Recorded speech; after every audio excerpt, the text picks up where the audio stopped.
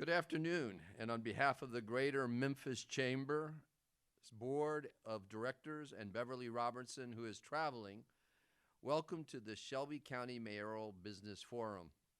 Today is dedicated to the issues that impact our business. For those in person and for our members watching online, please, we want today to be very interactive. Please feel free to ask questions. Finally, we would like to thank our Chairman Circle member, Mark and Melinda George, for hosting us at their beautiful headquarters in Collierville, Tennessee. I would like to invite them to the podium. She's like, you come. Just a couple of words. Thank you for that introduction. My name is Mark George. I'm chairman of IMC Companies, and we're in the trucking business servicing the international supply chain. We started here in Memphis in 1982, and we've spread out across the entire United States, building our business. We've got a great team of employees here. Very proud of our new corporate headquarters here in Collierville. And it's an honor to host this event here today. Thank you for the privilege of doing this. And so what I've been asked to do is just to extend a warm welcome to all of you and to welcome the councilman here and today's event. So welcome, and very pleased to be here and to be here with you. Thank you. Ladies and gentlemen, Councilman Worth Morgan.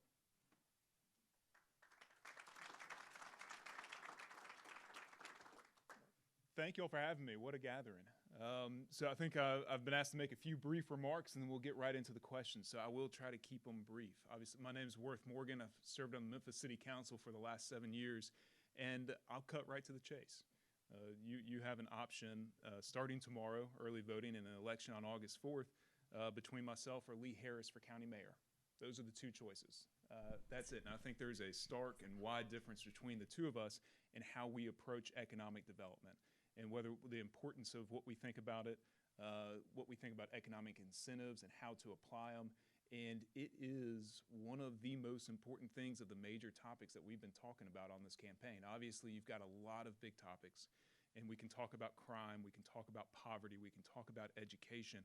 But when you talk about economic development and jobs and having a growing economy, that is really the tide that has the opportunity, the rising tide, to lift all boats.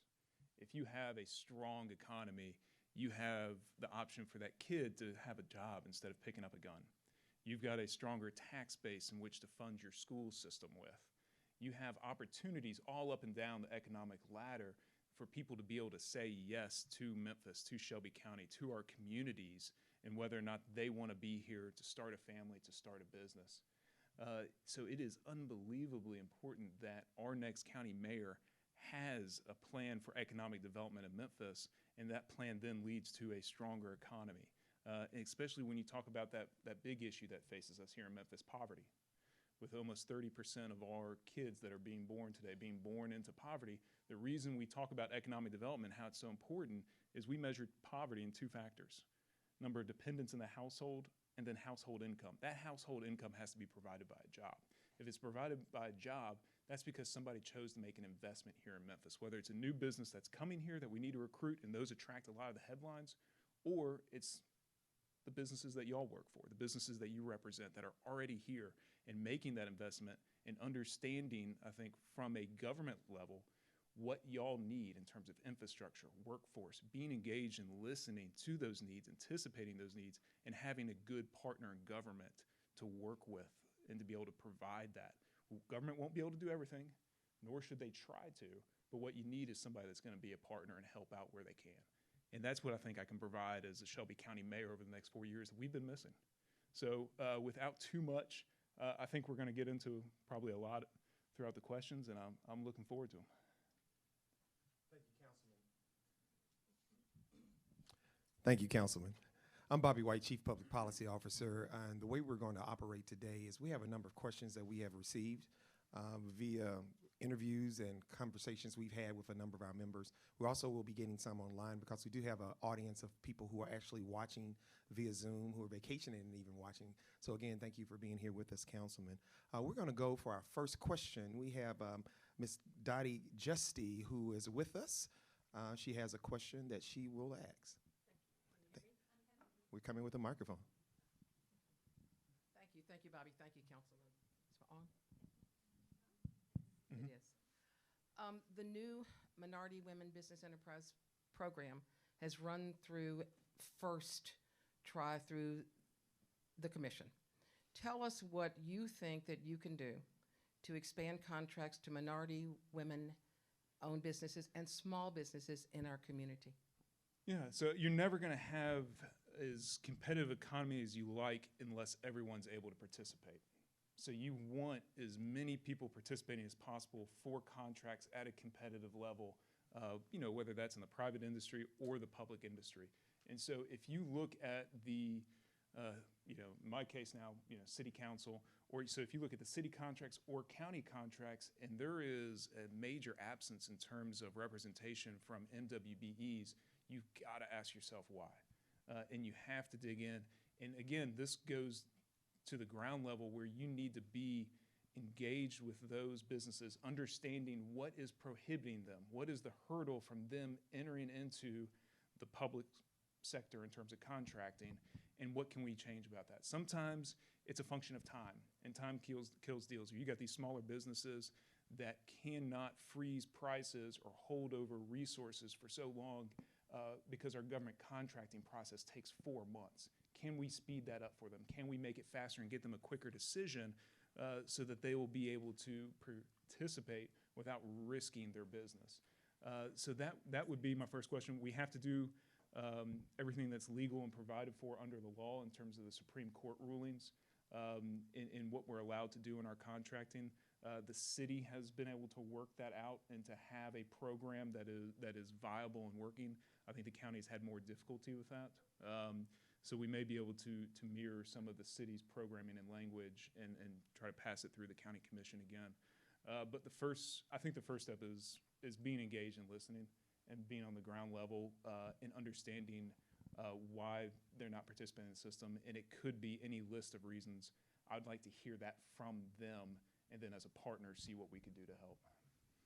We have a question here, Councilman. If you had the ability to hire, the sole ability to hire the new lead for EDGE, what would you do differently? What would your advice and recommendations be to the incoming president of EDGE? Won't have the sole authority, but if I did, so I think, again, one of the things I'd like to see would be a faster pilot process if we could implement that, something with a little bit more certainty. Time kills deals in business, uncertainty kills deals in business. And so if we have a company that is coming here, or they're looking here, maybe they're looking at multiple different communities, and they're in the boardroom, and they know that if they provide X, Y, and Z, that they will get A and B, and maybe C and D. And so because C and D aren't guaranteed, they need to make sure that deal works with just A and B. And so it puts us at a competitive disadvantage, I think, against other communities that are much more certain in their pilot process, and that they know if they hit these deliverables, they're going to get everything on the back end as well. So a faster pilot process that, again, is simpler to understand and easier to move through would be a priority. If that is not politically possible, and we've had difficulty with this, I would want to try to do a smaller pilot program for pilots, even maybe focusing around the 6,000 acres of underdeveloped or undeveloped land around the airport that I think has proved the but-for principle in terms of needing additional incentive to get off the ground and going in terms of development. So that would be one thing I'd be talking to the EDGE director. Obviously, you just need a great person in there that can pitch Shelby County, can pitch our community, and can build a team and not only work through the numbers, but also work through the politics, which is sometimes quite a tall task. Regarding incentives, and you've talked about it, is a necessary tool in recruiting and growing companies, not only in Memphis and Shelby County, but nationally. And we also understand how Mississippi utilizes money from income tax.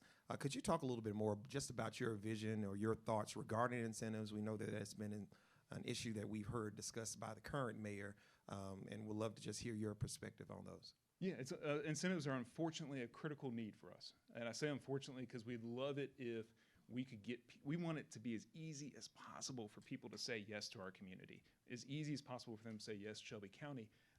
But we have other communities that we are competing against, and it is a fast and competitive world. And I don't believe that we have 4 years to wait in terms of making sure that we're as aggressive as possible in economic incentives and taking out all the stops. What I mentioned in the last answer was that but-for principle.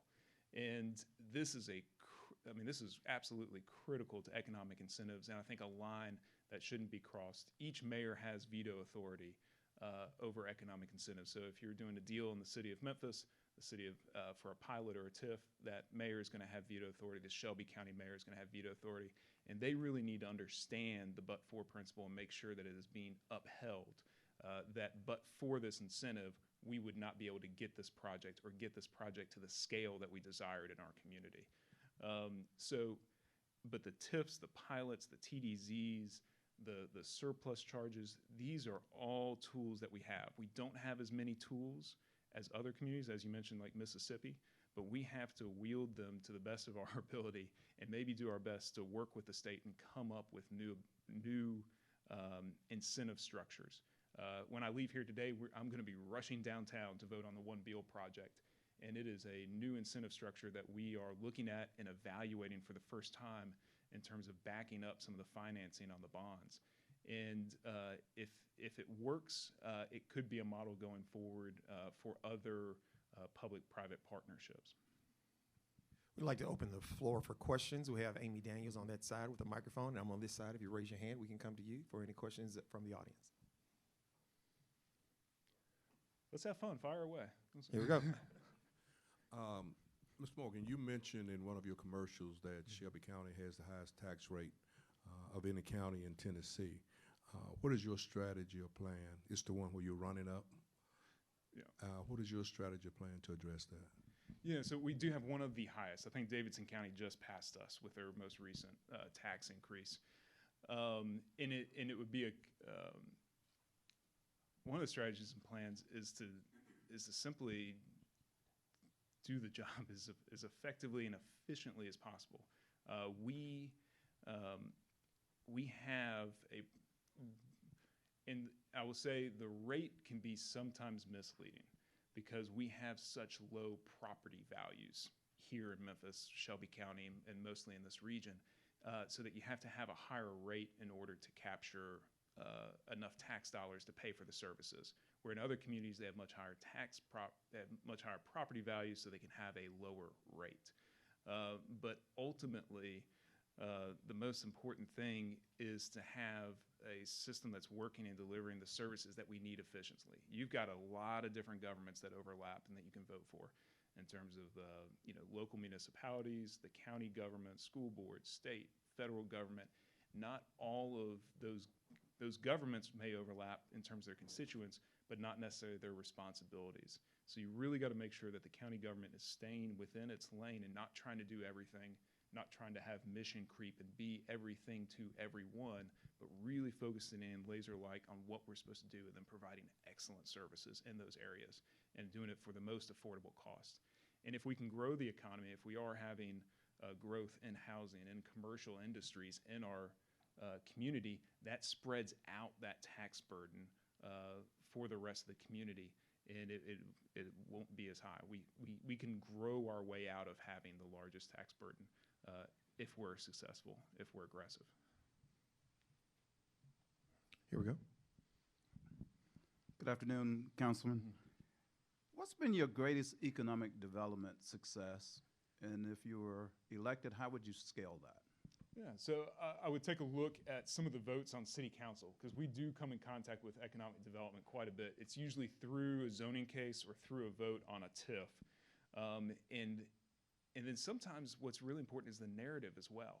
We know the narrative matters. We know people are looking at the conversation in Memphis and Shelby County when they try to invest here, and before they put 6 months of work into coming to this community, maybe doing A&E design, they want to know whether it has a possibility of passing, or are they going to fail in a very public manner, in a very political manner that does no good for their brand. So they don't want to take that risk of even starting here.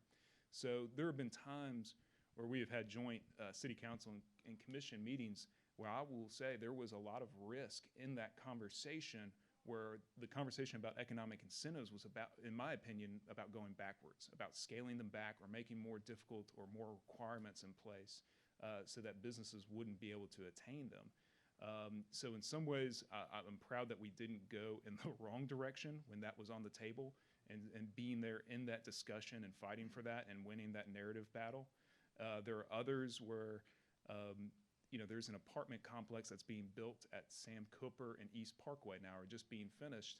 And that was a zoning case that was very difficult. There was a lot of opposition to it. This was a good project that was bringing in new product and new housing to the area. And I was the direct mediator for that, where I sat down with the neighborhoods in one room and sat down with the developers in another room and went back and forth until we could find an agreement. And I think that would be one example that I'm proud of, and I get to drive by on a weekly basis, and I know that was built through the efforts that I made. And there are other ones downtown that are still shovel ready that I'm hoping to get off the ground, that were fights, and they were close votes. And this one Beal vote that we've got in about an hour is a bit tenuous, and I might have a different answer for you in 2 hours. Don't know. But I would hope that some of the major projects that we have passed through the city council in the last 7 years that haven't come off the ground yet, Union Row, the Pinch District, for example, those two, for example, that the next county mayor is still engaged with them about what they need in order to close those deals and to get some structures built and to get those projects moving. We have a question here, and then we'll come to Mr. Anderson right after that. Good afternoon, Councilman. Michael Garriga, BNSF Railway. How are you today? Good. Appreciate you being here. You talk about economic development, and one important component to economic development is transportation. As a railroad company, a lot of other modes of transportation are considered competitors, but I think in order for there to be a significant positive impact on economic development, all modes of transportation have to work together. Memphis, we're blessed with 5 Class 1s. You got the river, you got FedEx. We could go on and on. The other mode of transportation that gets overlooked sometimes, but didn't last year, was the Byhalia pipeline. Where would you stand on that? I mean, I know it's kind of in the rearview mirror, but going forward, pipeline is an important component to the transportation network as well. Moves an important, valuable commodity. Where would you fall on that? Yeah. So that was an interesting debate, because the Byhalia pipeline, and you'd almost have to take it case by case. You can make some broad statements about infrastructure and, of course, the need for it across the country.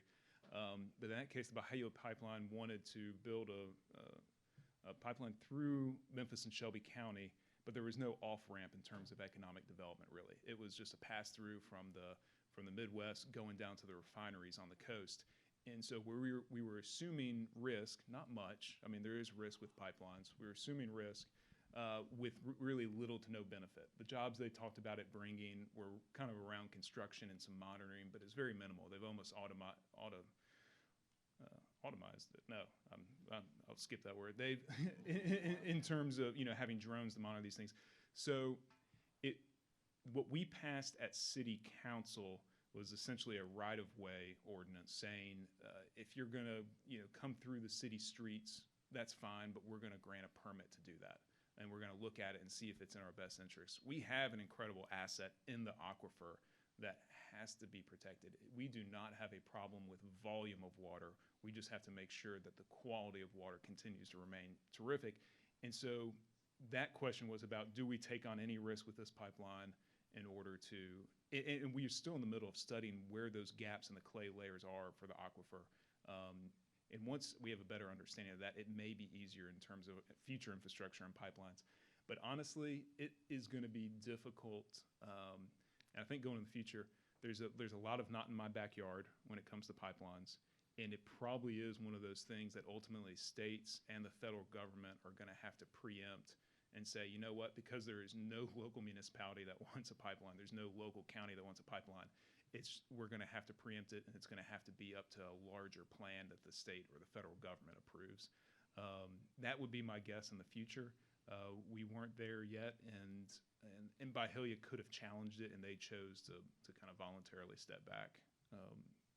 Could I ask a follow-up? Sure. What if another mode of transportation was to deliver that same commodity to the same facility I mean, outside of a pipeline? I mean, it's going to be case by case. I honestly wouldn't. It would be very unfair for me to sit here and on a very, I think, a complicated decision like that, and to make a judgment without being able to view the facts of the case. And so, one of the things I would promise is we're going to build a great team that would be able to work through the decision. We want it to be based on facts rather than politics or knee-jerk, reactions. But I'll tell you, my problem-solving process is first, determine what the problem is. Second, determine what your resources are. 3, determine all the alternatives. And then 4, pick the best alternative. And if that ends up at the end of the day being the best alternative to deliver that resource to that location, then I think the process that we would work through would lead to that. And just have to make sure that we have the right team in place and we're able to work through the problem.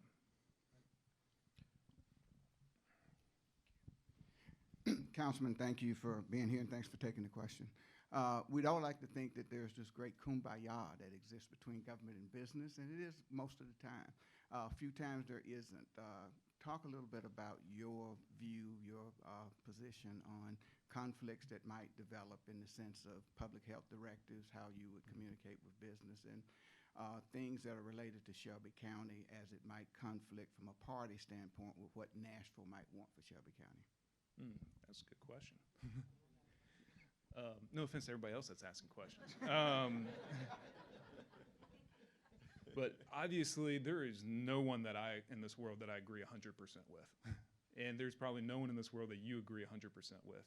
And so when it comes to the end of your question, and talking about that conflict between potentially Shelby and Nashville, we don't always have to focus on that conflict. Same thing at Thanksgiving dinner. When you're getting together with your family, it's really not a lot of fun if everybody leads with what their conflicts are with one another at the table. You talk about the good times, you talk about the things that you're working on that you're excited about, and we can have that relationship with Nashville and focusing on the needs that we have that are agreed upon. City of Memphis passed a $1.3 billion budget this year. The county passed a $1.6 billion budget when you include the school system. The state of Tennessee passed a $52.8 billion budget. And we were a big part of driving those revenues as an economic center here in Shelby County. And so we have got to be a major player at the table in terms of trying to get those revenues back to Memphis to work on the problems here. And I think that can be done, but it makes it a lot more difficult if every time we're going to Nashville, we're poking them in the eye or we're complaining about this or that. The beginning of the relationship needs to be what we're working on behalf of our constituents together and how we can both be successful in that rather than the differences and the conflicts. And sure, there'll be a fork in the road, and that happens every once in a while, but there needs to be certain professionalism about that and let the focus stay on the constituents and what problems we can work on together. What was the first half of the question? Public health directives, working with business. Yeah, and same thing with the conflict with the businesses. Sometimes when the rubber meets the road, you can talk about an issue for a certain amount of time, but eventually a decision needs to be made.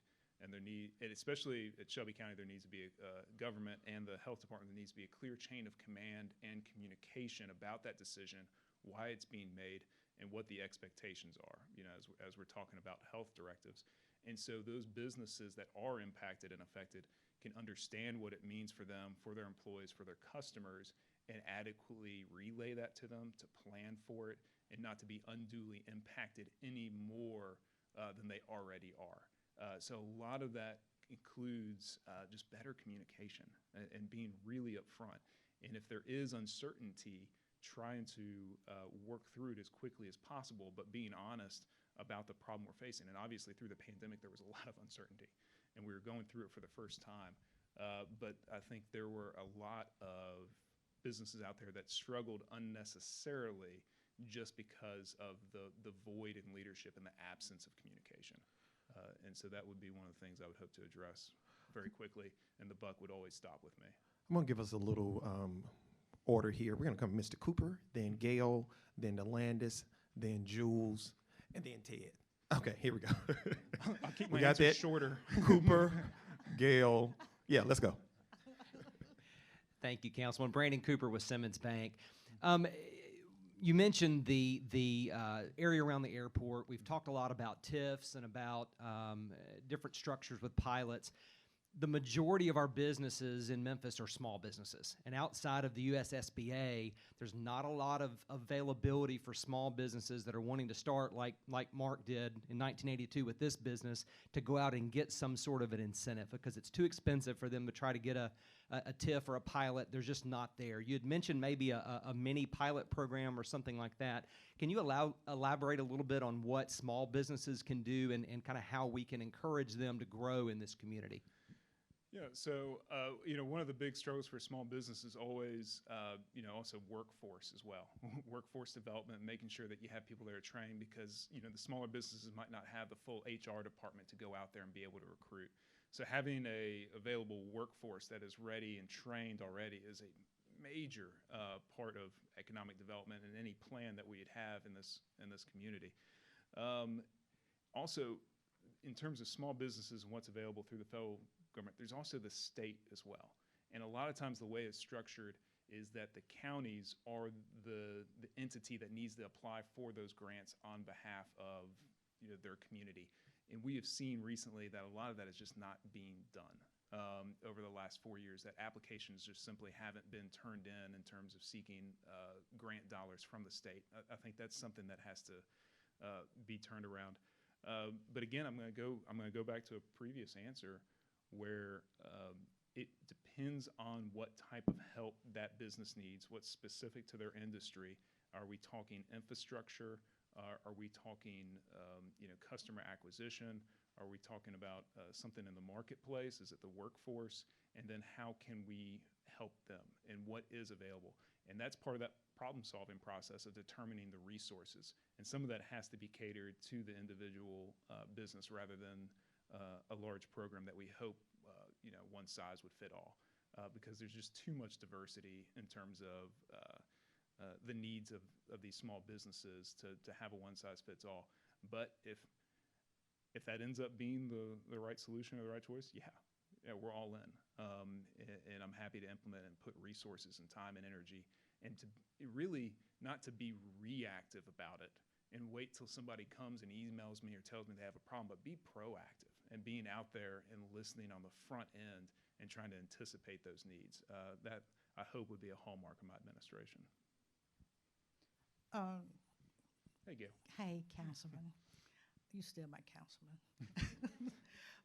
So in years past, we've had about at least 2 votes on city-county consolidation.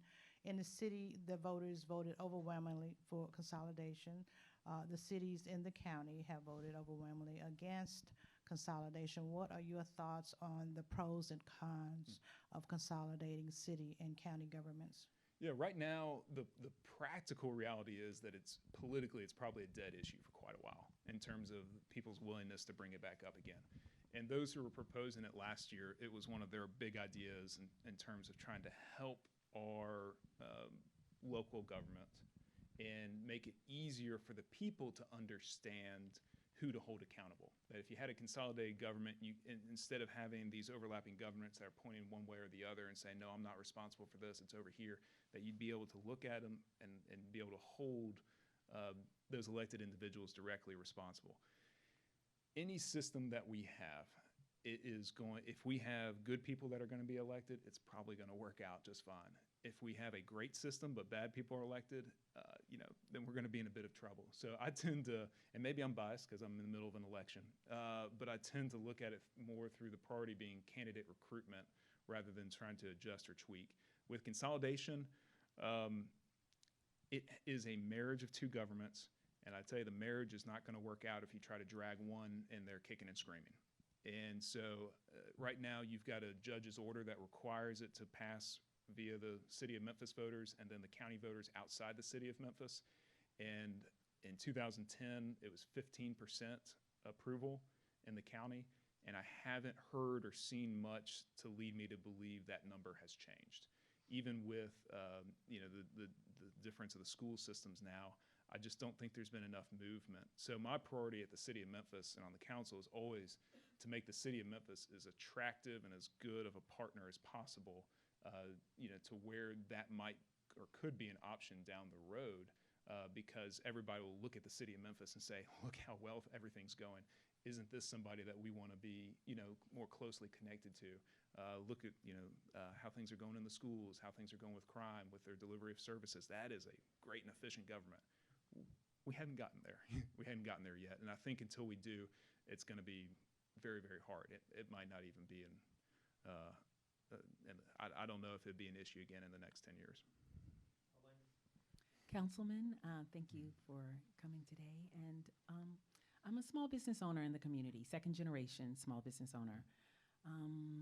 African-American, woman-owned business, but yet in our community that's 67% African-American, the numbers are still under 1.2% of the business receipts going to African-American businesses.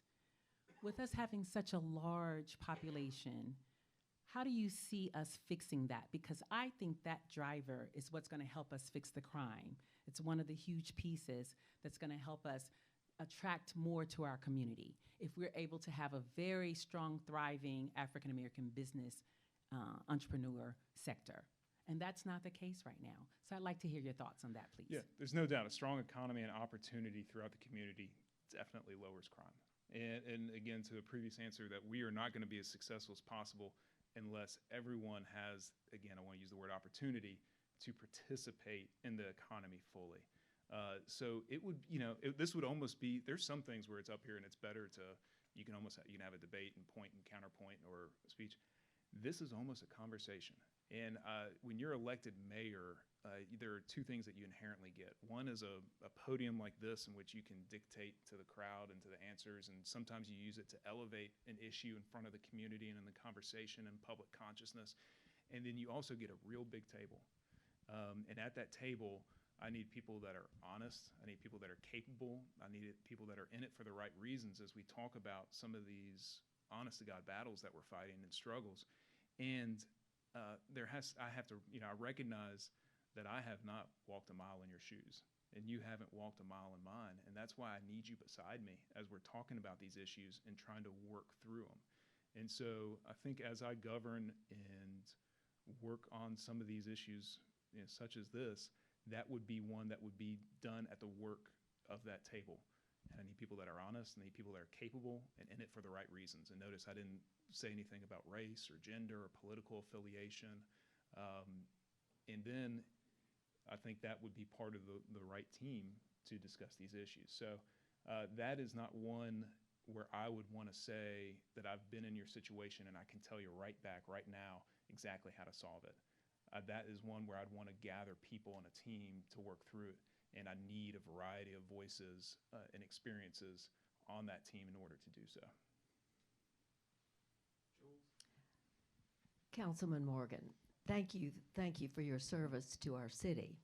My question is really one that arose out of consolidation in 2010, and that was to see the 6 major cities, or the 6 cities, really not aligned within our county.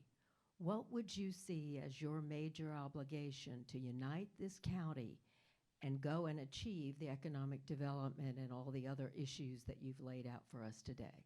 Because without the other cities in your camp, it's not going to work. Correct. And I say most, obviously most of my political career has been in the city of Memphis, but in this race I've been endorsed by the 6 suburban mayors that are currently in place. And I think that was a big step for them and says a lot given that they are currently municipal mayors and they made an endorsement as I'm running against an incumbent.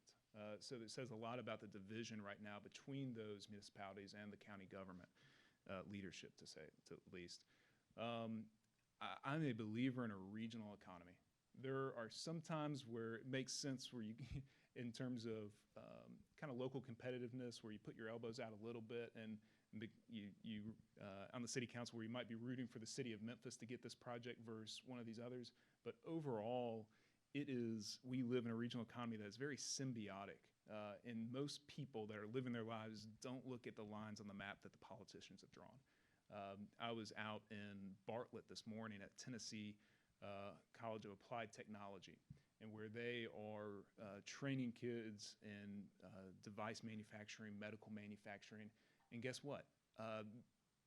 the students that graduate from that school aren't going to stay in Bartlett. They're going to go all throughout our community and be taking jobs at all of our medical device manufacturing plants, Smith & Nephew, and the others all across. So that's what I mean by kind of the regional economy and the symbiotic relationship, that we can't get so insular as to compete against one another so much where we're cutting off our nose to spite our face. And unfortunately, some of that has happened, especially in the long-term infrastructure conversations that we've been having around sewer, around the coming Blue Oval, which is going to be a major issue for the next county mayor if they're not ready for it, and trying to make sure that Shelby County can benefit as much as possible. And if there is a $300,000 home that is being built in Arlington and sold and bought, that is great for the city of Memphis. And that is an argument that I have a difficult time explaining to some of my city council colleagues, that home is paying Shelby County taxes. And those Shelby County taxes are going to a Shelby County school system that is educating the majority of our kids in Memphis, where we are in this together. And you have to be able to make that pitch and make people believe it. And part of that, again, is just the very basics of showing up, half the battle, and being involved and listening and learning and trying to work together rather than focusing on the differences that the communities have. Ted? All right. Councilman, you really touched on where I was going with my question. So we've heard various comments and inquiry about the impact that Ford and Blue Oval will have on Memphis and Shelby County. I can tell you in our pipeline right now, we have more projects than ever. A lot of these are advanced manufacturing operations, 86% in fact, and a lot of them are affiliated with Blue Oval City. So as our county's executive, if you are in the boardroom at the chamber and you're meeting with those C-suite executives that are trying to figure out, can Shelby County accommodate these jobs and this investment with respect to the capacity of sewer and other utilities, what is your value proposition that you tell them from executive to executive? Yeah, we've got a great story to tell here in Shelby County in terms of recruitment, and I hope to be the pitchman that can help tell that story. So one of the big value adds, obviously, is the affordable cost that we have. I think one of the things that we need that is good, but we still need to work on, is workforce. I mean, for years, politicians and decades, politicians talk about jobs, jobs, jobs. Something has shifted, and we've had this conversation a lot, where it is now workforce, workforce, workforce. We have the jobs in place that aren't being filled, and we've got a large number of kids, 16 to 24, that aren't in college, that don't have a job, and we need to get them trained up and ready to enter our workforce rather than the other options that may be available to them on the street. So one of the things that I'd pitch about us is just the incredible quality of life that we have here, and the opportunity to build a successful business and live a life of purpose and peace that is offered in community. And some of it isn't the tangible. Some of it is just the spirit of Memphis and Shelby County and the people that are here. This is a great place to live that has a great story to tell, and you get to be a part of that narrative and story if you come here too. And I hope, as we look specifically at Blue Oval and all of those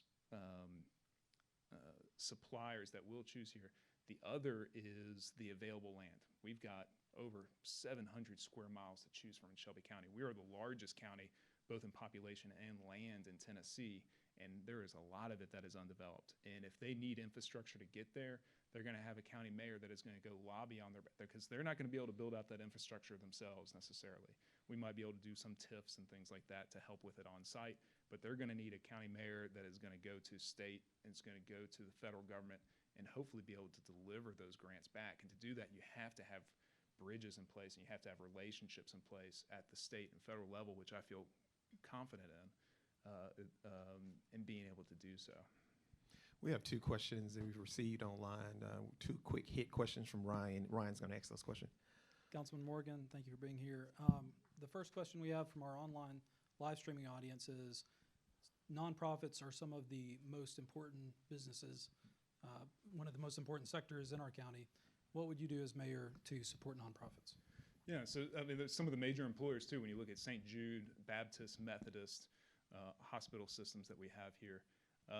And in terms of the nonprofit community, there's they have some struggles that are going to be similar to businesses, and then some that are very, very different.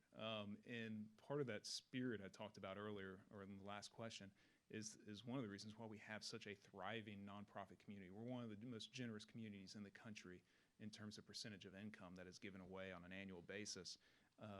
And so part of that is in their mission, one, trying to foster that spirit and make sure that people are buying into that community mission. And I think that is a role for leaders to be seen on.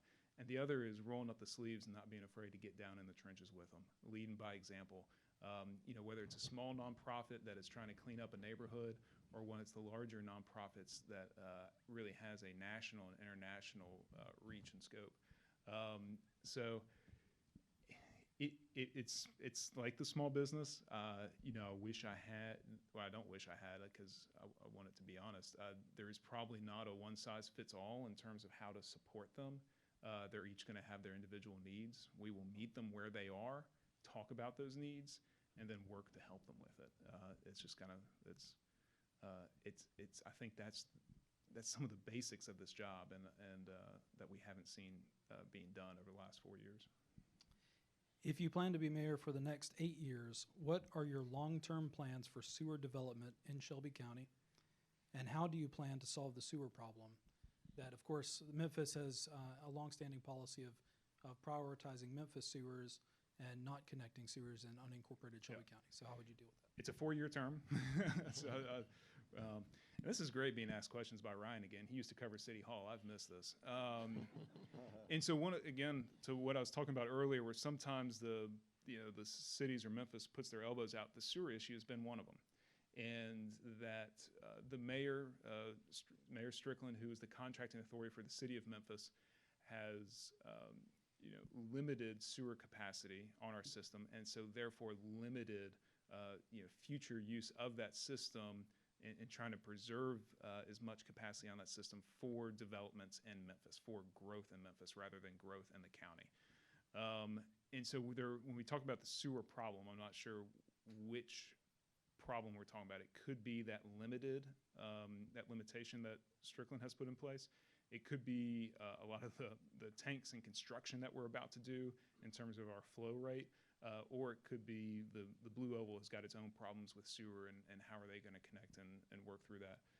But if I see you nodding along mostly with the sewer and kind of probably the unincorporated area and housing development. I think that was the intent of the Okay, all right. So we'll go with that one. There are 30,000 acres right now that are available for residential development in Shelby County. About 10,000 of them are in the city of Memphis, 20,000 out in the county in the suburban cities. And I think there is, again, a strong case to be made that it would be in the best interest of the city of Memphis to allow for and to encourage growth in Shelby County, regardless of whether that growth happens in Memphis or outside of the city limits, because again, that growth is going to be beneficial to our regional economy. It is going to make it easier for people to say yes to coming to this area. And again, that might be supplying the workforce. It definitely supplies a larger tax base to Shelby County government, and the citizens of Memphis benefit from a larger tax base. The companies benefit from a larger tax base of the Shelby County government, and it can help spread out that high tax rate that we do have. So that would be my argument that I've tried to make at the city. I've not been successful in changing it. And we will see in about 16 months, whether or not we're going to have a new mayor. We may definitely have a new mayor in 16 months, depends how this referendum goes. And so that may be the quickest way to change it and turn it around would be make the case to the new mayor, or for Strickland to change his mind. The long term is, again, to start investing in infrastructure, to take more ownership of the process, in which case the Shelby County mayor is going to have to get involved in terms of the development of a sewer taxing district in order to pay for the infrastructure and connect and handle it ourselves. And again, you're going to have to go to Nashville and get some grants. You may even have to get some federal grants, which the city of Memphis has received, in order to do that. That would be the long-term step. The short-term would be to change the heart and mind of the city mayor. This last question we're going to going to have, and we know you have to get downtown to vote. So we're not going to hold him up with handshakes and photos, right?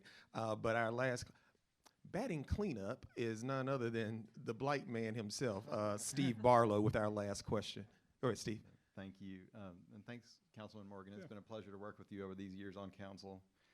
As county mayor, you wouldn't directly supervise the property maintenance code enforcement. That's a city job, as you know. But you would be in charge of the land bank and the, of course, health department, the building and development code office, other agencies and departments that have an impact on property maintenance standards. A lot of the businesses who are located in Memphis or are thinking about it have talked to me over many years about the creative routes they have to come up with when they're bringing people to Memphis, you know, and that's because we have a lot of litter and overgrowth and abandonment of buildings problems. And I just wanted to ask, what is your plan as county mayor to deal with the challenge of blighted properties that still is so pervasive in our community? Yeah, the litter is disgusting. And actually, you know, that's when I was talking about these grants that we apply for, this is an example of where we actually get grant money from the state every year for litter remediation. And we don't, and over the last 4 years, we have left over 300,000 of that unspent that we have sent back to the state for having not used it. So when it comes to litter and blight, this is a tough issue. You have been in the trenches of this more than maybe anybody else. And so if anybody comes up here and promises an easy fix or one solution magic bullet, it just doesn't exist. There's in any plan that you present, like Swiss cheese, it's just going to have some holes in it where the bad actors are still going to be able to slip through. And they're bad actors for a reason. Whatever policy we put in place, they're going to try to find a way to get around. And we want to make sure that as we put these policies in places, we're not putting an undue burden on the good actors and the people that are, you know, in our community and trying to do the right thing. So one thing that we've talked about a lot and we're still pushing for is that rental property registry. I'd be a fan of that if we can get the language right and make sure that, again, we're capturing the bad actors and not putting a burden on the good people that are here. That makes it easier to serve individuals and to hold them accountable in environmental court. Again, sometimes as an executive, you won't be able to do everything. You're going to need to bring in the judicial and the other branches of government to assist. That would be one. The other would be, there is something that has been lost. This is a self-inflicted wound when you talk about litter, when you talk about blight. This is something that we're doing to ourselves as a community, and we could do a better job of taking ownership of it in terms of a sense of pride, and whether it be adopting a street, adopting a block, or just getting involved yourself. I grew up, and it was one of those things where my dad just couldn't stand it. Any piece of trash on the street, he pulled over, picked it up, threw it in his trunk. And now I'm 35 years old, and I find myself living on the same street doing the same thing. And you know, there's a contagious aspect to it, and we have to teach our children and the next generation. One of the angriest I've been on my time at City Council, where I lost my cool a little bit. And it's not the biggest issue in the world, but it was just how much trash and litter we had at the community center in Binghamton.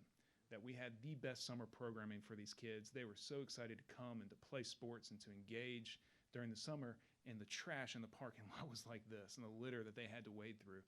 And we cleaned it up on a weekly basis. It was spotless days earlier, but it just become covered in a sea of litter again, and that we just can't allow that to happen and teach that to the next generation as they're, coming for summer classes. So that's more on the litter side. The blight is going to get more technical and legal. Let's sit down and talk about it. I'd love to hear some more ideas. A good start would be the rental property registry. I think it was at City Council before I got there, and it was up for debate. And if I recall, there was a council member that gutted some of the effective language from it, who happens to be my opponent. But if that was the last question, I will end by just, again, thanking the Georges and Mark and Melinda and Mason, who's upstairs, and then also the Chamber for putting this on and for the opportunity.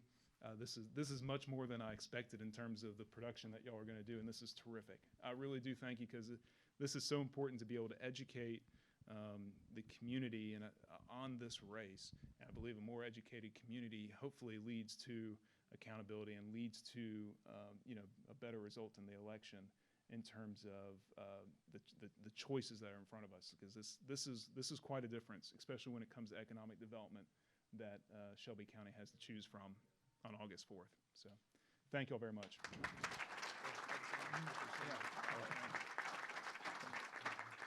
We're going to let the councilman make his exit, and we are grateful. Collierville Police in the house, and so he's going to be allowed to go a little fast to get downtown, at least in Collierville leg of it. We're going to take just a bit of a break because we know that the format is that we'll be hearing from Mayor Harris, who's made his arrival. And so we're going to allow you to take a bio break and refresh yourselves. We have refreshments on both sides. Thanks again to the Georges. And let's give the Georges another round of applause. Thank you all so much for... All right, let's take a break, and we will be back in just a few minutes here. Thank you all.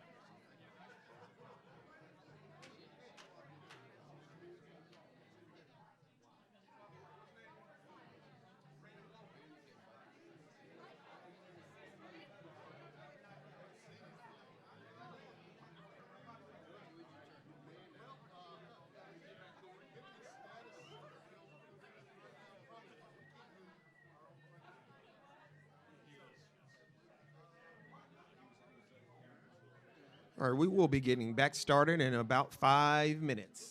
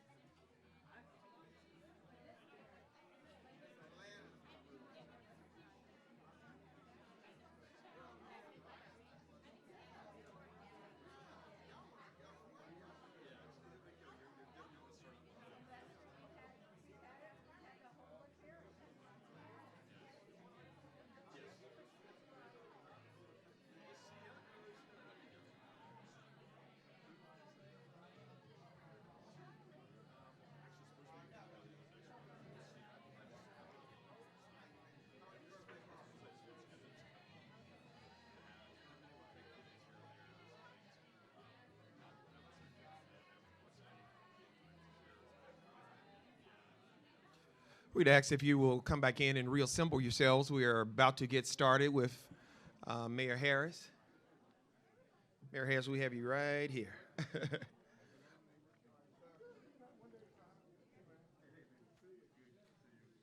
Thank you all again so much for being with us, and we are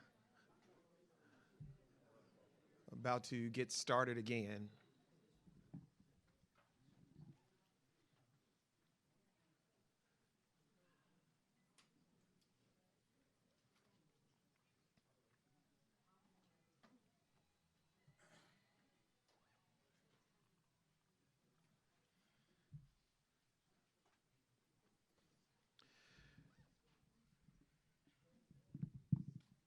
Thank you all. We've had a wonderful discussion, and again, we want to appreciate all of you who are in attendance here for this business forum being hosted by the Greater Memphis Chamber. I'm Bobby White, Chief Public Policy Officer. I want to again just appreciate Mark and Melinda George. We're so grateful for IMC for being wonderful hosts for us here today for this event. I also want to recognize our chamber staff members and team members who've worked so hard and diligently, and those who are in attendance for being here. Do again extend greetings on behalf of Beverly Robertson, who is catching a plane and sends her regards. But I do want to take full advantage of the time that we have, and also again appreciate those who've been with us online all during the time that we have been talking inside of the room with as many questions as we have had. We've only been able to make it to a percentage of those questions just based on questions we've gotten from our online folks, in addition to the ones we've gotten via email during the time we've been in the room. But with that said, and without further ado, we just would like to at this time to come forward and to share with us brief remarks to kind of open us up, and we'll get right into our question and answer from there. He's currently the Mayor of Shelby County, Lee Harris.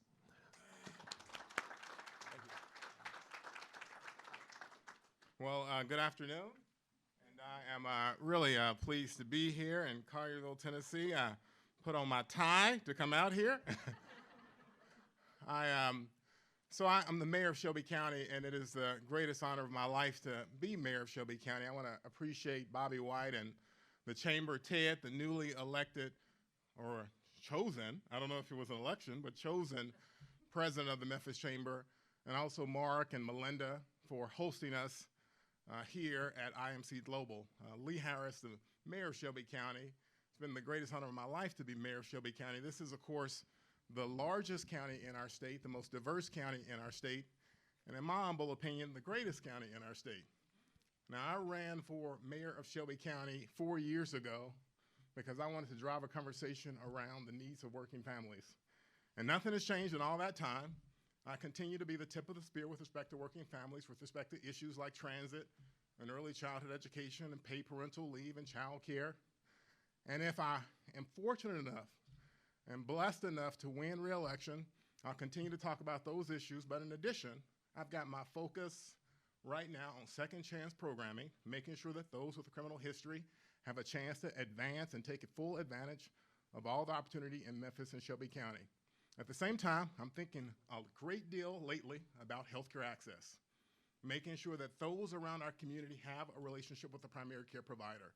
Too many of our neighborhoods, that is not the case, and their conditions are spiraling and worsening, conditions that could have been prevented just by having a relationship with a primary care provider.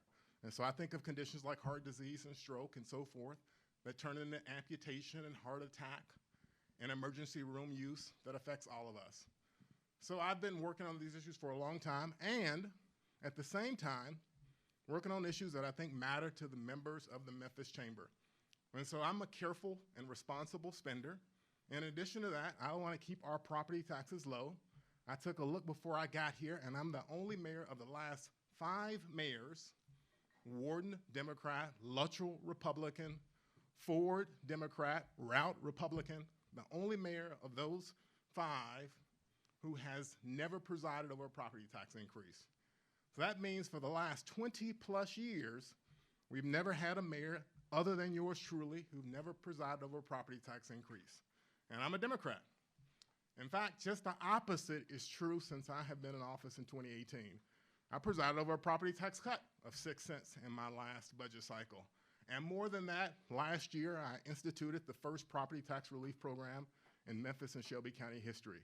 It's a property tax relief program that will pay almost all of the property taxes, and in some cases, all of the property taxes for eligible folks who are disabled or veterans or senior citizens. We doubled down on that property tax program and reinstituted it and expanded it this last budget cycle, I'm proud to report. So I've been working hard on a variety of issues that apply to working families, but also your members. Pleased to be here and pleased to take any questions. Thanks very much.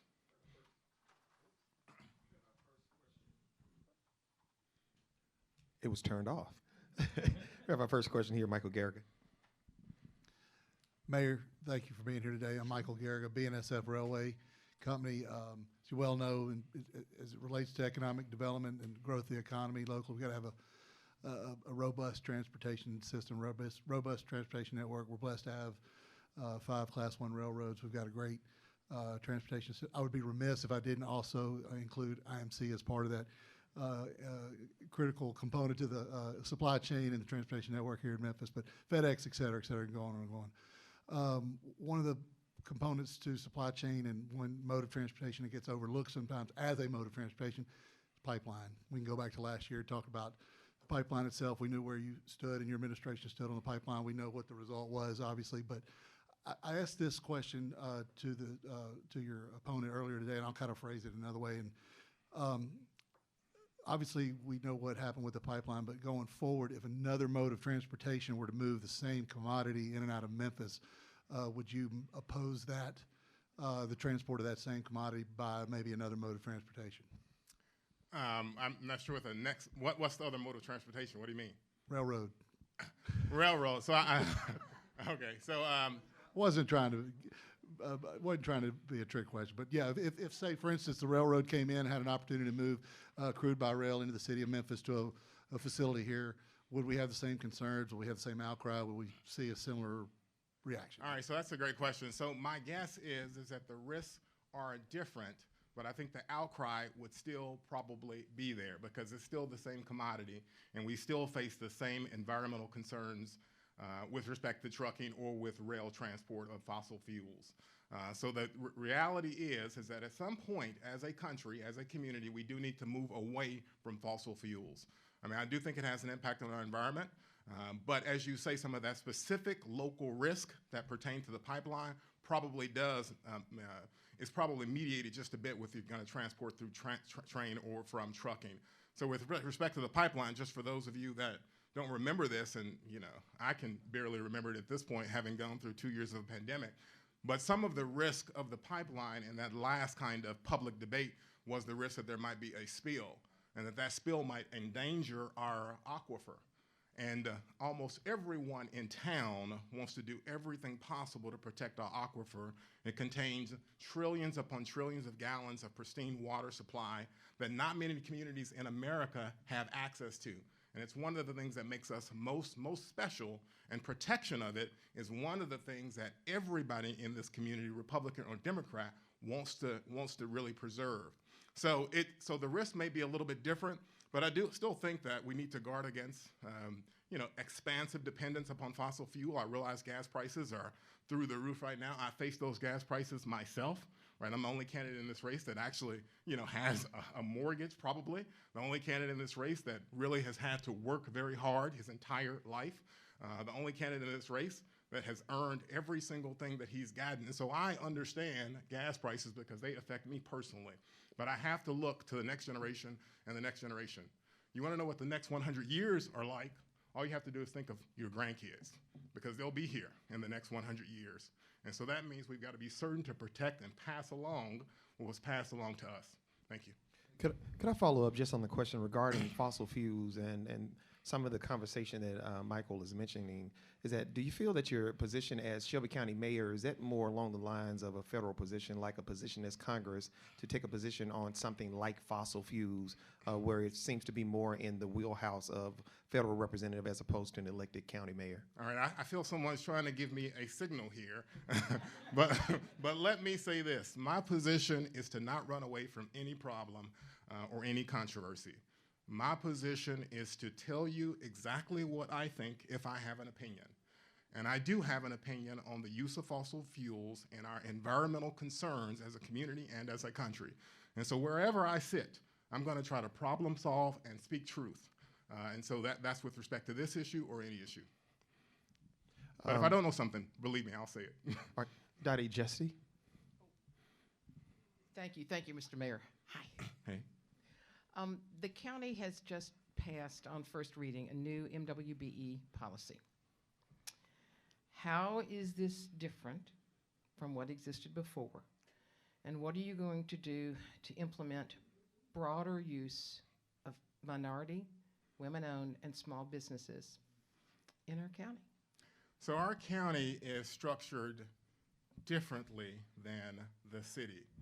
And truth be told, our county is not competently structured, right? We have way too many power centers, and the county is much more decentralized than any other government. As you may know, I've served at the state level in the state senate and also for the Memphis City Council, so I've gotten a sense of how things normally function. And so one of the quirks, not a quirk that works in my view, one of the quirks on the county side is the responsibility for minority contracting per the charter is placed in the hands of the county commission. And they're part-time legislators.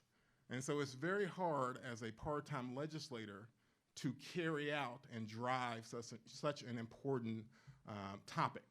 And so there has been struggle. So for my last 4 years in office, I believe we've not had a minority contracting ordinance. And that's one of the reasons, is the mayor is ridden out of that process altogether, and the employees with responsibility of administering minority contracting on the county side report to county commissioners. They don't report to the mayor's office. So what are we doing? We are trying, because minority contracting won't work unless we restructure that. And so one of the things we're doing on the county side is expanding the role that the county mayor plays in terms of minority contracting. So most recently, for example, I've hired an economic development liaison, and her name is Marcina. And so minority contracting will be one of her portfolio areas, in addition to things like bringing investment into our historic core neighborhoods and making sure that neighborhood services are delivered. So that particular hire, that expansion, that new office, that office is called Neighborhood and Economic Development Office, will help us to try to liaison with the county commission employees and try to make sure we have a minority contracting approach that actually works. But like you say, we're 4 years in, and we're just now getting the minority contracting ordinance, and we'll see if that one sticks. But you got to have the mayor play a more serious role, and you got to have some restructuring in county government, and so that's what we're doing. Okay. Any other questions? I'll ask this one, and then I'll come right to you, Caprice. While we understand the Shelby County Mayor does not have direct oversight over law enforcement, can you give us insight into the role you see yourself playing in public safety? Sure. So the county mayor, like all decision makers, should play a real serious role with respect to public safety because that's one of the top community concerns. So I like to analogize public safety to a stool with 3 legs, and the most high-profile leg of that stool for sure is the enforcement side. So this is your officers, your prosecution, your jails. But there are 2 more legs to that stool, and if you don't get those right, you never have public safety. So the other leg of that stool is making sure there's meaningful opportunity for youth and kids in our community, making sure that they have opportunities such that they don't turn to crime in the first place. And so on the county side, we're working very hard with respect to that. Just a month ago, we opened the Youth and Family Resource Center, first of its kind, to provide supports to families that are under strain and specialized services for those families, including referrals for mental health care. That's really important right now to youth because they've been out of school for the last 2 years and under a very, very unique set of circumstances. And so we've got the Youth and Family Resource Center in Fraser now open, along with a raft of services that are now available for kids and that continue to evolve. The other leg of that stool is reentry. That is to say, if you don't do something about those who have a criminal history and return to your community, they will recidivate, commit a second crime. And I know we're all worried about crime. We should be really worried about the second crime because the vast majority of people that commit crimes in some of our prisons and so forth across our state are nonviolent drug offenders. But when they come out and don't find opportunity and are stigmatized and not reintegrated back in our community, they turn back to the life of crime. And guess what? That second crime is going to be worse than the first. They're going to stick a gun in somebody's face. And so we've got to get that reentry piece right if we're going to do something about our public safety. And so Shelby County government has paid particular attention there. We have the Office of Reentry, and we're expanding our programming there. So just 2 months ago, I cut the ribbon on what I hope to be Shelby County's first transitional housing program, because we understand from a lot of our clients, those with a criminal history, that if they don't have transitional housing, they're going to get themselves back in trouble if they get out and don't have anywhere to go. We've also expanded additional programs. We built a vocational classroom on that campus. It was Shelby County's first vocational classroom. We're going to build some more because we've got to make sure they have job skills such that they are eligible to get work. So we've got to work on all these things. I could talk about this all day. I could easily spend 45 minutes in terms of just talking about the youth piece or the reentry piece, but the short of it is, in Shelby County government, we're really, really focused on my end on the reentry piece and focused on the meaningful opportunity for youth.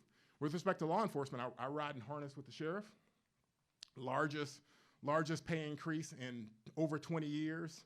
The sheriff and I just worked on for our law enforcement officers and also our public employees. According to the Memphis Police Association, our law enforcement officers are the second highest paid in 7 organizations around our community. The lowest paid is the Memphis Police Department. Sheriff and I worked on an elaborate bonus program, and now Shelby County government, because of our work, has its first recruitment and retention bonus program for all of our first responders. So we're working hard on all of those component parts. I just don't want us to leave out the reentry or the youth opportunity. Thank you for being here, Mayor. What is the county's plan to expand public transit so that our aging population can have reliable and affordable access to family, work, pleasure, education, that sort of thing? Right. So, of course, I've been the tip of the spear on transit, right? Everybody hated transit 4 years ago. Still a lot of y'all hate transit. But everybody hated transit 4 years ago. I mean, you could take a poll on it. The polling was terrible, and nobody wanted to do it, right? Now, if you take a poll on transit, and I take many polls, everybody loves transit, right? It's the great thing to do. Everybody wants to do transit, which is great because it is necessary both for your members and for our community to thrive, right? We've got to have people with the ability to use public transit to move around town, to get to a doctor's office, to get to a job reliably, and then get home to have dinner with their family. And so on the county side, we've been driving that issue. For the first time, we've dedicated resources to MATA, and we'll continue to dedicate resources to MATA. We can do a whole lot more. So that's top of my agenda, is how to dedicate more resources to MATA so that people can get around town. It's the only way you're going to recruit people, right? People are talking about, historically, everybody knows this, so this is nothing new to y'all. Historically, people talk about taillights, right? How do you grow your city? How do you keep people here? And it's all about some conversation about taillights, right? That's not at all what's relevant to grow a community. The only thing that's relevant to grow a community is to try to figure out how you're going to recruit young people and young families. That's all that matters. If folks who are at an age where they want to move out to Collierville or move even to Jackson, Tennessee, that's because their life circumstance has changed. And that is not the biggest worry in the world. The biggest worry in the world is that Nashville recruits 100 people every single day, and they're young folks and young families. And they're going to be there for 50 years, 60 years, paying taxes and investing their social capital into that community. So in order to recruit those young people, Nashville knows this, you got to invest in transit. So the Nashville Transit Plan is what, $1 billion, something like that? And our transit plan is $40 million? We got a long way to go. We got a long way to go. If you look at all the surveys from the economic development outfits that all of you are a part of, and you try to understand the survey responses from potential employees, what do you find? They say over and over again, the reason why I don't have a job or keep a job, because I can't get there reliably, because of transit. So you're not going to solve that problem either until you have transit. I know workforce is on everybody's mind, and workforce is important, but you got to have transit too if you're gonna get people to jobs. I would be remiss if I didn't, on the record, mention that we were country when country wasn't cool either. The chamber with Willie Gregory and No doubt about it. Richard Smith, we yeah, actually no doubt. went on record and were with you before the county commission in support of public transit, knowing how important it is to our workforce. So I just wanted to mention that for those who are watching. The mayor knows it well, but I just wanted to make mention for those who might be watching or unaware. I do have a question here regarding EDGE. We asked this of the city council person. We'd love to hear you talk just a little bit. We know we're in a transition, but what would your advice or recommendations be for the new incoming president of EDGE? Well, I mean, that's a tough position. So I don't know, man. I met a lot of candidates along the way, and I sometimes get asked by some of the candidates, in this process, or what do I think the challenges are? I think the challenges are a coordination challenge. So, trying to understand how to coordinate, preparing yourself for coordination, when to fall back, when to lead, those kinds of things. So I think it's a real coordination issue. We've got the Memphis Chamber. I think that fits. I think I think every community has that. I think that makes sense. But from time to time, obviously, most of you know we have some special economic development outfits. I can't think of the last one. I think it's gone now. But we've had these from time to time. So the coordination. Then you got the workforce piece. Then you got the college, universities also. So coordination is the advice I would give them, is to really work hard on coordination, trying to think about where there are opportunities to lead and where there are opportunities to support. Mayor Julie Ellis with Butler Snow, thank you so much for being here and for your service to our county. When you wake up every morning, what do you think is your major contribution that you make to every Shelby County citizen? And then how have you delivered on that? I think my major contribution is speaking up on behalf of the vast majority of people that face challenges every day. And I think I've delivered. I think every day, every week, throughout my entirety of my career, those are the only issues I talk about. So I stay away from any issue that does not have real relevance, in my view, to the lives of working families, because I don't think there are enough people talking about the challenges that they face. So throughout my service on the city council, if it wasn't something on the minds of most families in North Memphis and Fraser, which are the neighborhoods I represented, if I didn't imagine in my mind knocking on 10 doors and 9 people saying, that's exactly what I want you to work on, then I wasn't working on it. So I think that's my contribution, is not getting distracted. I try not to lose focus, and only talking about issues that I think really matter to the lives of working men and women in Shelby County. We have Ryan Poe, who is actually monitoring our online activity for the individuals who are watching and not here, but also email questions that are coming in. Ryan, you have a question? I do. Hello, Mayor. Hello. During de-annexation, when you were a senator, I believe, members of our chairman circle went to Nashville. They opposed de-annexation, yet you voted for it. Could you tell us why you voted for it? I can barely remember the annexation debates at this point. Here's what I'll say overall, because I think there's probably a gist to that question, is I have never been a politician that has ever, in any context, ginned up an us versus them. I've never said, well, they're doing this in Germantown, or they're doing this in Collierville, or they wouldn't do this in East Memphis, right? One of these kind of politicians. And that's basically almost every politician, right, that does that tries as best they can to use division as a way to generate support.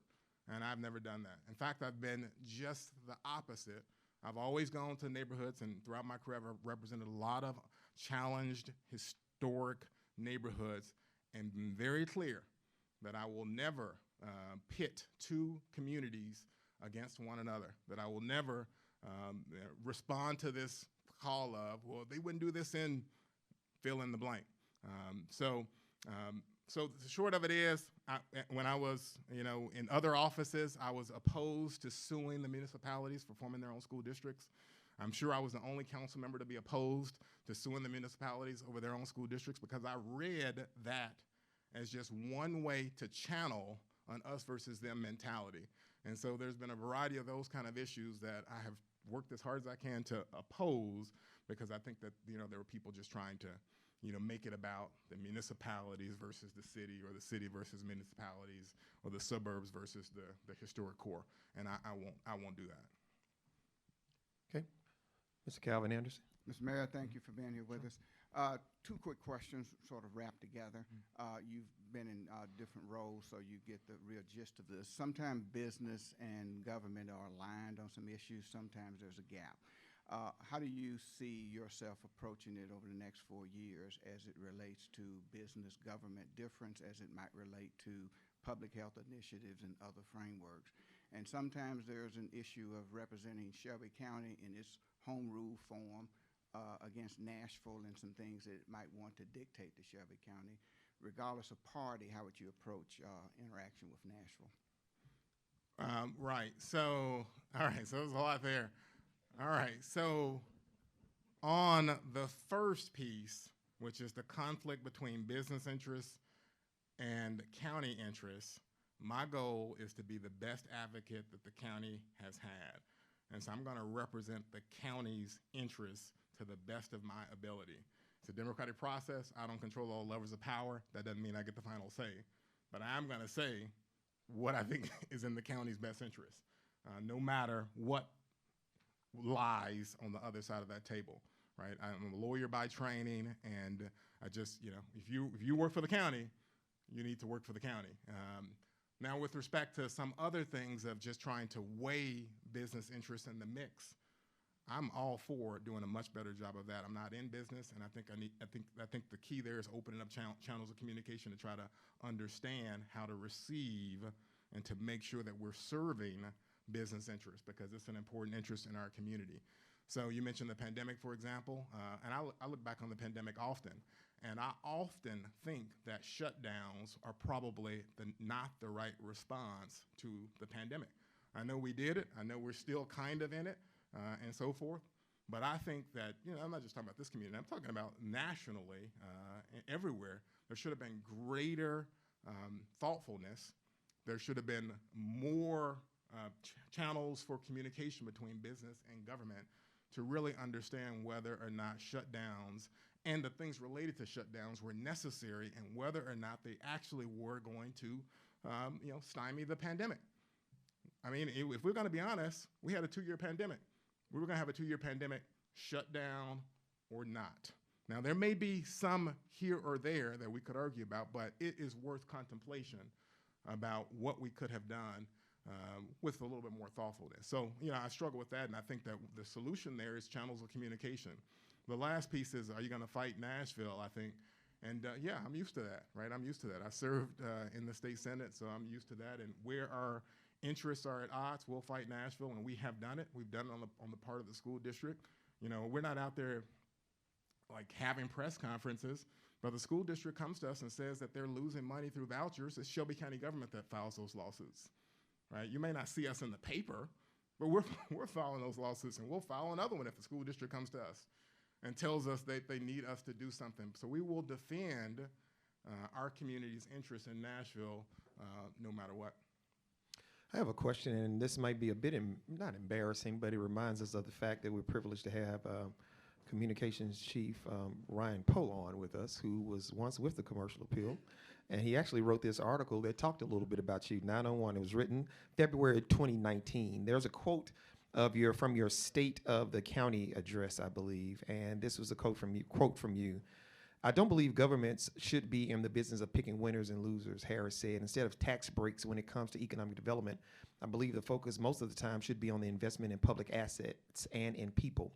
That means we should invest more in workforce.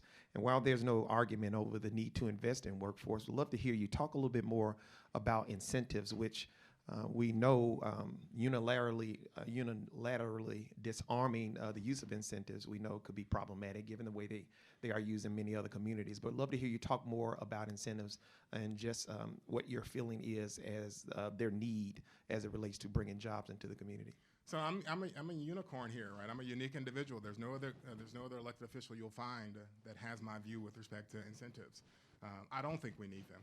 I don't support incentives and so forth, and I don't think they do much of anything other than what you just said from that quote. In other words, I do think it is government getting involved in picking winners and losers, and I think that is not good practice. I think it is better practice for government to get out of the way and let people conduct their business. And more to the point, I hear from business leaders from time to time that hate this whole process of picking winners and losers because they feel like they'll be a chump if they don't get into the process and try to also apply for incentives and so forth. So I think that, I think government needs to get out of the way, and I don't think it's a great program in terms of economic development. I think a much better program in terms of economic development, something I think that everyone can agree. Every economist, every liberal like me, everyone can agree that tax cuts do work, right? Tax cuts across the board, right? Our property taxes are high. Our combined property tax, Memphis and Shelby County, is high, and a cut to those property taxes will stimulate economic activity and will stimulate investment and will stimulate growth. So that's what this community should be having a conversation around. That's what the chamber should be advocating for. That's what Ed should be working on, is how do we lower our property tax rate because it is way too high. This other stuff, it's so far in my experience from the conversations that I've had, it does not work. It is close to smoke and mirrors. What do you say about the jobs that we have been able to retain in the community or the jobs that we've been able to win in the community? Because, again, we recognize when we were having this conversation, there was a joint city council, county commission conversation on incentives, and one of the arguments being made came from site selectors who basically just reminded us of the fact that businesses have choices. They don't have to necessarily go anywhere. So these razor-thin decisions that are made many times come down to what incentive package might look like. And I don't think anybody disagrees long-term in us getting our workforce to where we want it to be, where workforce is what makes people want to come to our cities. We have programs that we're extending right now and moving forward with right now in that very area. But again, what are your thoughts or just perspective on the fact that we could very well be looking at jobs not in our city based on if what you say would be true, our not having incentives in place? All right, so I don't want to talk about this all day. I'm happy to if y'all want. But here's what I'll say. The government doesn't create jobs. I mean, government does not create private sector jobs, so I can't buy into that. I mean, I'm happy to sit down and talk to whomever and try to listen and try to understand. But it is an uphill battle to get me to believe that some government bureaucrat, that what the county mayor thinks or what the city mayor thinks or what any government bureaucrat thinks somehow creates a private sector job. What creates a private sector job is Mark and Melinda, right? Private sector entrepreneurs. They create private sector jobs. It's got nothing to do with my decisions or what I do other than get out of the way. I could get in their way and cause a problem. I agree, red tape, taxes, those kinds of things can get in their way. but I don't create any jobs. I may go to a ribbon cutting every once in a while, but people that know me know I try not to go to any ribbon cuttings because it sends a false impression that I created a job, a private sector job. And governments can't create private sector jobs, in my view. That's not how the economy works, and that's not how businesses make decisions. Businesses make decisions based on a profit motive, and they go wherever they can make money. And so they're going to go to Memphis if they can make money here. And also, there's also this choice of quality of life, right? If you have a community that has high quality of life, such as you can recruit talent, if you have great schools and safety, and those kind of things, places where executives want to live, places where people want to raise their families, places that spit out time after time after time, young engineering students, right? Those kind of things are going to draw a business. Those are the kind of things we need to be working on. The other things are not profoundly meaningful to a business decision that is set up in order to make money. Okay. We're going to open the floor back up for questions that anyone might have. Amy is over this side with the microphone, and I'm over here. Any questions anyone might have generally? Okay, I'll go back to my pad. We do want to ask regarding Workforce Investment Network, Workforce Mid-South, given that it is now fully on the county side, how would you rate, I'm sorry, let me back that up. Workforce Mid-South has operated in several different places over the years. Given that it is now fully on the county side, how would you rate the performance of Workforce Mid-South? And what has your vision been for Workforce Mid-South, or as most people recognize the older name for Workforce Investment Network? Of course, we know there's a nonprofit. If you want to just talk a little bit more about it and the work, how would you rate the work of Workforce Mid-South? Yeah, let me close up one loop here on this economic incentive thing, because obviously my personal views are pretty well known, and obviously I've stated them here. I don't get in the way of anything happening in our municipality, right? So I don't think government should be picking winners and losers, and I also don't think county mayors should either. That's even worse for a county mayor to get involved in picking winners and losers. And so what I said in 2018 is my current position today, is that I realize I'm an outlier and everybody else wants to, this to continue, and that I would do whatever the municipalities want to do and support the municipalities in whatever they view as their best shot at growing. And so that's what I said in 2018 as I ran, is that it doesn't do any good to upset the apple cart when you know that everybody else wants this to happen. And I will do my part to support the municipalities in their vision. And that's what I've always done. That's what I've always done. But yeah, if you gave me a vote, everybody knows what I would vote. Okay. But the issue is I realize I'm just one individual, and so I'm going to support my municipalities, and I've done that the entirety of my 4 years in office. Okay. As for our workforce development, I think it's going great. I think one of our goals, and Kyle, our executive director of Workforce Mid-South, is here. One of our goals was to spin off our workforce agency to make it more independent and to reduce some of the bureaucracy that it faced in order to turn around ideas. And so we've been able to spin it off and also to make there more opportunities for retail-facing spaces. And so we've been able to open up additional retail-facing spaces. Obviously, the pandemic has upended a lot of things, but we have been able to notch several victories and accomplish a whole lot. So I think it's going great. Okay, great. Steve. Thanks, Mayor. It's been great to work with you over these years. Thank you. As county mayor, you don't supervise the property maintenance codes. That's the city's side of things. But you do get to run the land bank, which handles distressed properties, the health department, the building and code and the building and code enforcement departments that touch on property maintenance and the concerns. Businesses that want to locate here or that are located here tell me often, still, that they are struggling, trying to find a route to take people to show around Memphis without, seeing overgrowth and litter and abandonment. And, we've worked for years on this, and I know you have. I wonder what your thinking is in terms of what could be done, to deal with blighted properties in our community and with the litter challenges and the sort of the physical appearance challenges that our community has in your second term. So we need more investment in our historic core, and we're working on that on the county side. Obviously, the county doesn't have a long track record of development. The city of Memphis does, a lot of development. The county doesn't do much development, but we're trying to get into that space. And so that's why we opened up the NEDO office, the Neighborhood Economic Development Office, so we could be more in that space. We've got a couple projects in the hopper now, one in Southeast Shelby County where there is blight. We hope to bring some investment there.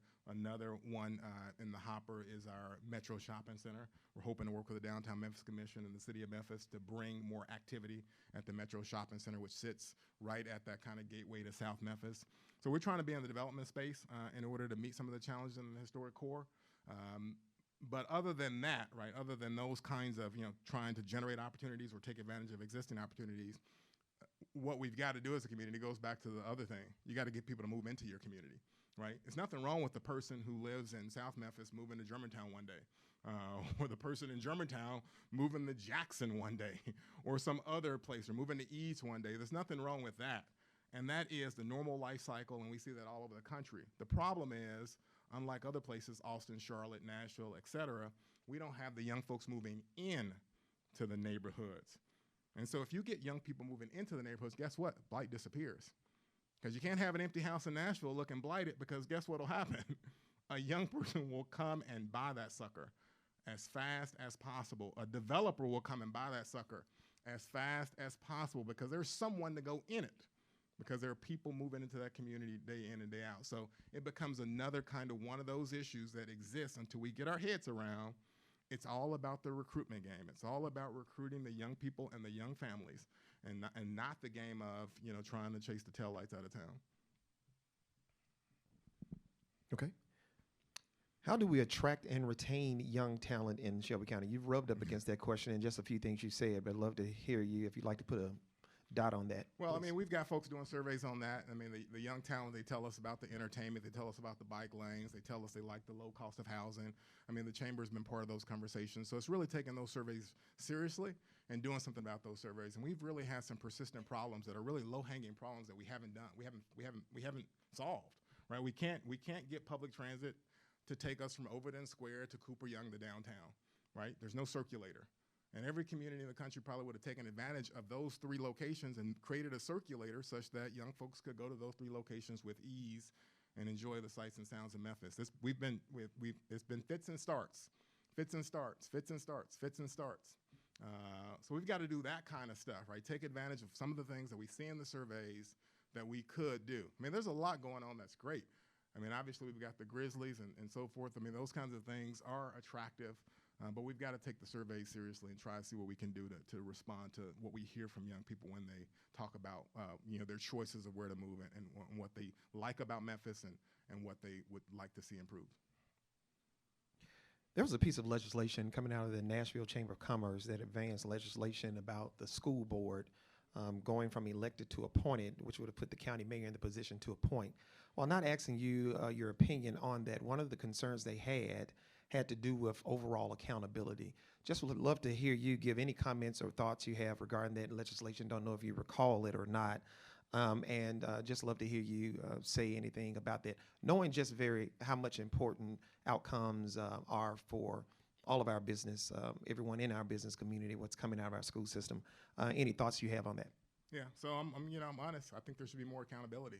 So I'm more accountability. I mean, we don't have enough young folks that are advancing in our school system right now, and there should be more accountability. And so in my view, when you have the situation we have now, you've got to consider the range of options, even options that are significant and transformative. So even an option like the one you just talked about, where you completely say that school board members are no longer going to be elected, they're going to be appointed, is something that should be considered.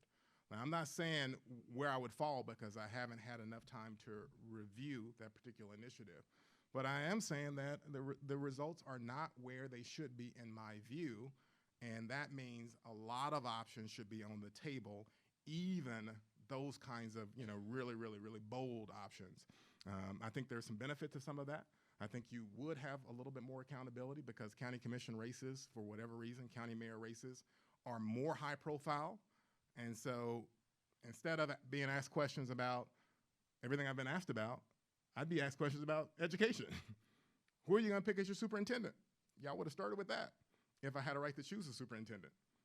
You would have started with that. And if the superintendent was doing poorly, you would have said, are you going to fire the superintendent or keep the superintendent? You would have started with that. And that would have been a real public debate, and there would have been some real accountability. And for whatever reason, school board races don't have that same sort of profile, in my opinion, in my experience. And so that same sort of debate doesn't happen. And so, that kind of shift might create more accountability. And yes, we should have more accountability.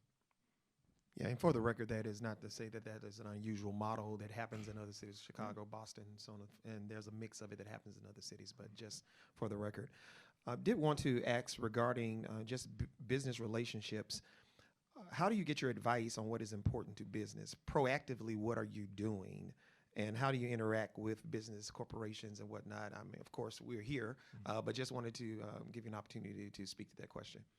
So we call if we, have an issue, or we call the relevant business. I'm a pretty good advice taker, and so when I hear something 2 or 3 times, I take it very, very, very seriously, and really try to receive the wisdom and try to, understand it. So just call in the business community. So I'll give an example of an issue where I started in one place, but the conversations I've had with the business community have changed my opinion of it completely, and that is with respect to sewer. So I started in one place where, I was all density only, right? Density only, and one way you can force density is to really, really, cabin or constrain some of your sewer assets. But obviously, I've had a lot of conversations at this point with a lot of different folks in the business community, particularly the real estate community, and they've made the case that we've got to have growth everywhere, all the time, and we can't slow down at any point. And they've also, described to me a litany of problems when you don't have infrastructure or leadership in infrastructure, and a litany of problems when you don't have utilities and you don't have, leadership on utility questions and so forth. And so it's really shifted my thinking, just receiving that, because I'm not in business, but it all clicked in place and made sense to me that, yeah, we've got to have the county in the sewer business one way or another. And I would have never thought I'd be there, but you hear things from a few people, and it makes sense. And so I do think the county should probably be in the sewer business. Whether or not we're directly investing in sewer is one thing, but we should definitely be at least in the convening business, because we've got Blue Oval and growth in Arlington and other places that is likely to happen, and we need to be prepared, and we need to have new houses everywhere we can. Mayor, when it comes to those houses, they're not going to sell those houses if you don't have internet access. So we certainly understand the importance of broadband expansion. I worked with you a few years ago in the state legislature where we passed the small cell bill, and we built up and beefed out small cells here in the Shelby County area. My question is, even here in Greater Memphis, we expanded and invested about $275 million over the last 3 years, expanding wireline as well as wireless networks. What is the county going to do, Mayor, in the future to encourage broadband, wireline, and wireless investments in the future? So the county's not really into that business, of course. The cities tend to manage that level of infrastructure in their communities.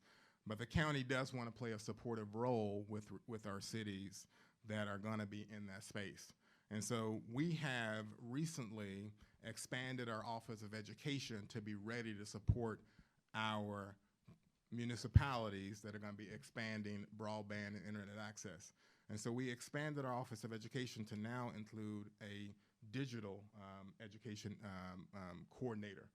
And so what that person is tasked to do, number one, is to figure out what the state of affairs is with respect to young folks and their access to the internet in our neighborhoods, particularly in our historic core, where we know that access is a little bit more limited. But in addition to that, they obviously report to the commission and so forth, but in addition to that, to work with the municipalities as municipalities deploy investment to expand broadband access throughout the municipalities. Let's go here with Ryan, and then we come to Lance. Mayor, a question from our live streaming audience. You mentioned an economic development liaison, I believe. Will you be sharing any reports, or is there a way that we can track the outcomes of that office, just to hold them accountable for how they, the outcomes that they're doing? Sure. Yeah, we're going to hold them accountable. I'll hold the individual accountable, and sure. I mean, I think that's one of the issues is on the county side, we don't have as many of the technological platforms that we need to make some of the minority contracting piece work as well as it should. And so once we have some of those technology platforms in place, it'll be easier for us to track certain things and report out, and as you say, make sure that the public is aware of how the county is doing. This will be our last question, unless there are any other. This will be our last question from Ms. Alanda Stobbins. Mayor, thank you so much for being here. Question, I lived in Atlanta before I moved back home. I had to visit Atlanta recently. And unlike Nashville, Atlanta has a similar per capita income and population density, and particularly 30, 40 years ago. Mm-hmm. You just mentioned Nashville has 700 people moving there a day. When I lived in Atlanta, it was 2 million. We have about 1 million here. Atlanta now has 10 million people that have wanted to come there to work, to live, to play. What do we need to do here our population has stayed stagnant or gone less. What do we need to do here what is your vision? What's your dream? What's your thought about what we need to do so that 20 years from now, we're not million and less? Mm-hmm. Mm-hmm. Well, so what I'd love to see is for us to diversify opportunity a lot more here. I think, I'm in the political game, and there's not a lot of folks that look like me in some of the top echelons of politics in Memphis and Shelby County. We're in Tennessee. I think I'm the only African-American mayor. There are 95 counties, 95 county mayors, one African-American county mayor of the 95 counties. So now things have gotten better, right? Things have gotten better, but then when I started, right, in my game, right, when I started 11 years ago, there wasn't a Shalia Harris or Lee Harris, or 11 years ago, the only way for a young person to get a political opportunity was the last name had to be Ford, right? That was the whole ball game for an African American ambitious politician, and that was it. So that means we were way behind as a community 10 years ago.